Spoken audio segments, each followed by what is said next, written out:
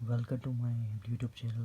Basically अभी मैं एक आर्टिकल पढ़ रहा हूँ जो मैं शेयर कर रहा हूँ, जो शायद आई थिंक आपके काम आए। It's called fundamental right versus directive principle.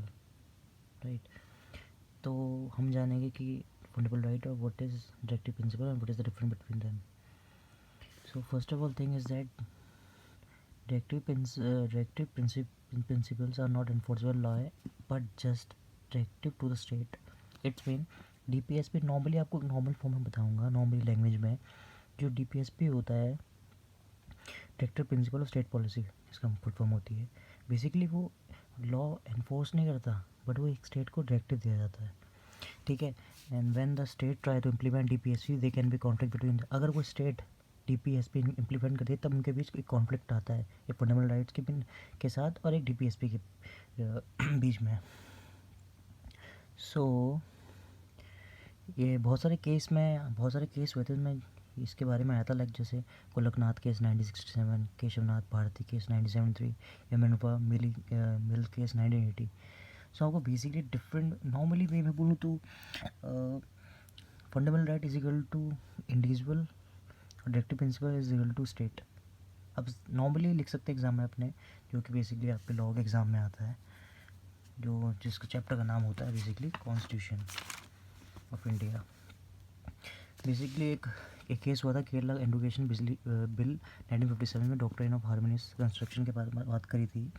इसमें बोला गया था कि should be harmonise the two as far as possible. मतलब इस डॉक्ट्रिन के अकॉर्डिंग दोनों को रखना चाहिए था, डीपीएसपी को भी और फंडामेंटल राइट को भी। सो बेसिकली आप कहना चाहें इसका मतलब था डॉक्ट्रिन का कि to avoid a situation of conflict while enforcing DPSP and the fundamental right, जैसे उनके बीच कोई दिक्कत ना आए। तो the court further said that the two interpretation of law is possible and one interpretation validates the law while other interpretation makes the law unconstitutional and void. Then the first interpretation which validates the law should be adopted, but if only one interpretation is possible which lead to conflict between इसका basically मतलब ये होता है, फालतू ज्ञान नहीं कहना, मतलब सिंपली होता है, अगर दो इंटरप्रिटेशन पॉसिबल होती है, अगर एक वैलिड है और दूसरी वैलिड नहीं है तो पहले को लिया जाएगा और वही अडॉप्ट करा जाएगा।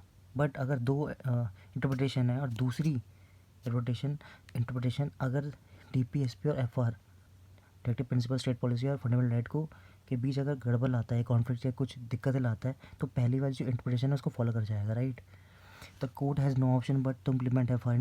बेसिकली कहना का मतलब कि एफआरआई को पहले लिया जाता है, डीपीएसपी को बाद में लिया जाता है, मतलब प्रेफरेंस एफआर को दी गई थी इस केस में। राइट, देन सिंपल लैंग्वेज में कहा जाए तो basically fundamental right can not be diluted and basically आपको दिखा रहा हूँ मैं, जैसे केरला एजुकेशन बिल के बारे में बताया था, ये चंपकम दोराजैन केस है कोई वटेवर, उसके बारे में जैसे बोला था, पार्लियामेंट ने बोला था कि हमें मॉडिफाई करना चाहिए फंडामेंटल राइट को, जो कि डीपीएसपी के कॉन्फ्लिक्ट के बीच आता है। गोलकनाथ केस आया था, उसमें पार्लियामेंट रिस्पॉन्ड करा था कि 25 अमेंडमेंट एक्ट लाने की दोबारा सोच रहे थे, जो कि 31C पार्ट 3 में इंसर्ट होता। इसमें लिखा था, if a law is made to the give effect to DPSP in Article 39B and Article 39C and in process the law violation Article 14, 19, 31, then the law should not be declared as unconstitutional. अगर कोई कानून DPSP के article को affect करता है, जो कि इस आर्टिकल और इस आर्टिकल के अंदर, तो इन द अगर लॉ देन द वो लॉ 14, 19, 31 आर्टिकल को अगर वायलेट करता है, then law should not declare unconstitutional, तो लॉ को अनकॉन्स्टिट्यूशनल डिक्लेयर नहीं करा जाता। ये मेरे ओनली बेसिकली है, नेट के थ्रू नोट लिए थे मैंने, तो आई थॉट कि थोड़ा शेयर कर लेते हैं आपसे। सो any such law which contain declaration that is not give effect to DPSP in Article 39 and 13C shall not be good. अगर कोई कानून which contain declaration, जिसके अंदर डिक्लेरेशन है और वो डीपीएसपी को अफेक्ट करता है उसके इस आर्टिकल में, then shall not be question, court के अंदर उसको कोई क्वेश्चन नहीं करा जाएगा। राइट, आपने ये भी सुना होगा केशवनाथ भारती केस 1973, जो बहुत फेमस केस है। उसमें देखो क्या लिख बोला है, parliament can armed amend any part of constitution but could not destroy basic structure of the constitution. The second clause of Article 31C has declared as unconstitutional and void. It was against the basic structure of the Constitution, profound in this case itself. However, the Supreme Court held the first provision of 31. This could also the power कि basically मैं आपसे simply मैं और YouTube channel की तरह आपको इतनी नहीं बताऊंगा इतने सारे ज्ञान, बट नॉर्मली आपको सिंपल लैंग्वेज में बस अगर कोई क्वेश्चन DPSP और फंडामेंटल राइट के बीच आता है क्या डिफरेंस है क्या है, तो मैं बस बेसिकली वो बताना चाह रहा हूँ आपको.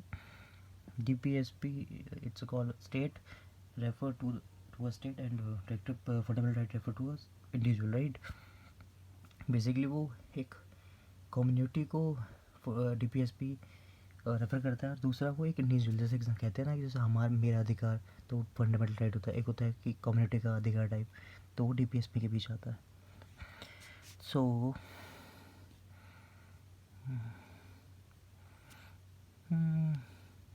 जस्ट यही था.